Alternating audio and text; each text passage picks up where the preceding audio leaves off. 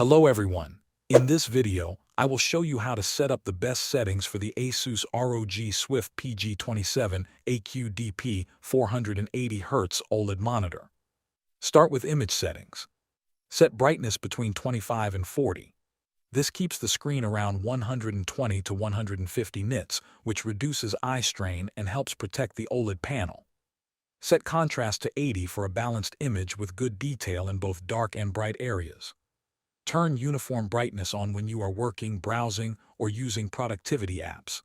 When you switch to HDR content or single-player games, you can turn it off so highlights look more dynamic and natural. Next, move to game settings.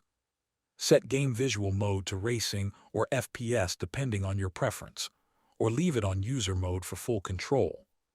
Turn variable refresh rate or G-Sync off if you want the lowest possible input lag for fast competitive games. Set OLED anti-flicker to off, or low only if you notice flicker during gameplay.